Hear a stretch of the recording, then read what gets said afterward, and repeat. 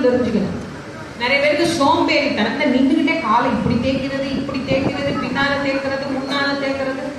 கால் மேல தேய்க்கவே கூடாது. கால் மேல கால் தேய்ச்சா மகாலட்சுமியுடைய இன்னைக்கு நான் கழுவி விட்டுறேன், நாளையில இருந்து நீயே கழுவுன்னு அங்க இருக்கிற தண்ணி எல்லாம் எடுத்து சாமி காலெல்லாம் அலம்பி காட்டுல இருக்க 4 பூ எடுத்து சாமி திருவடியில போட்டு அவன் சொன்னா, எத்தனையோ கோடான கோடி காலமாக மகரிஷிகள், முனிவர்கள், சித்தர்கள், ஞான இந்த சாதாரண ஓட்டுறவனுக்கு முதல்ல ராமனுக்கு பாத பூஜை செய்த பாக்கியம் கிடைச்சதே. இதை விட ஒரு பெரிய பாக்கியம் யாருக்கு கிடைக்கும் சாமி? நீங்க 3 பேர் இப்ப ஓடத்துல ஏறுங்க.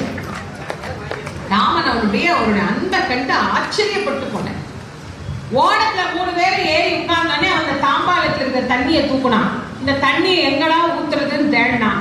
இதெல்லாம் கீழே விட்டுனா மறுபடியும் கீழே இருக்கிற கல்லெல்லாம் பொம்பளையா போயிடுமே. இங்க ஒரு கல் இருக்குது, என்ன பண்ணாலும் அது உருக மாட்டேங்குது, இதுவாது உருகுதா பார்ப்போம்னு அந்த பாத தீர்த்தத்தை அப்படியே குடிச்சிட்டான். ராமர் அப்படியே அவருடைய பக்தியை கண்டு திகச்சு கொண்டார். லக்ஷ்மணரை பார்த்து சொன்னார், இவனை பார்த்து நீ என்ன நினைச்ச? தெரிஞ்சுக்கோ அவனுடைய பக்தி எவ்வளவு உயர்ந்தது.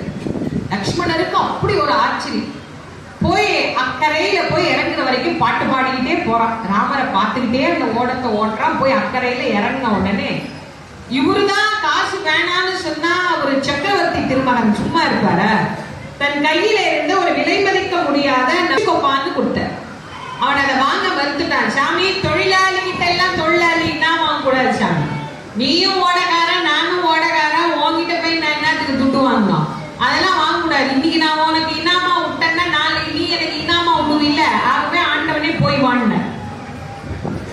அவனுடைய வார்த்தையில எவ்வளவு பொருள் பொதித்து இருந்து. இளையவருக்கு கோவம், எங்க அண்ணா ஓடக்காரன். ஆமா, நான் இந்த சின்ன ஆத்த கடற்கரை உதவுற சிறிய ஓடக்காரன் தம்பி. ஆனா உங்க அண்ணா பிறவி பெருங்கடல் என்ற பெரிய கடலையே கடக்க உதவுற பெரிய ஓடக்காரன். இன்னைக்கு இந்த ஆத்த நான் இனாமா கடந்து விட்டுட்டா நாளைக்கு அந்த ஆத்த எனக்கு இவர் இனாமா கடந்து விடுவார் இல்லையா?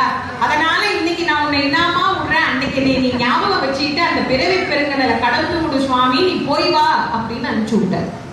ராமன் அவருடைய நல்ல உள்ளத்தை வாழ்த்தி அவனை பாராட்டி அப்படியே நடந்து போறார். மிதிலாபுரியினுடைய கொடிகள் அவரை வான்னு கூப்பிட்டான். வா, நான் பொண்ணு வச்சிருக்கேன், என் பொண்ணை கல்யாணம் பண்ணிட்டு வா.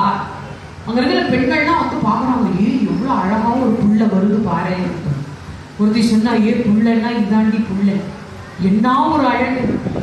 முன்னால வர்ற பிள்ளையா பின்னால வர்ற பிள்ளையான்னு? முன்னால வர்ற பிள்ளை கொஞ்சம் சிவப்பா தாண்டி இருக்குது, ஆனா முன்னால வர்ற பிள்ளைய பாரு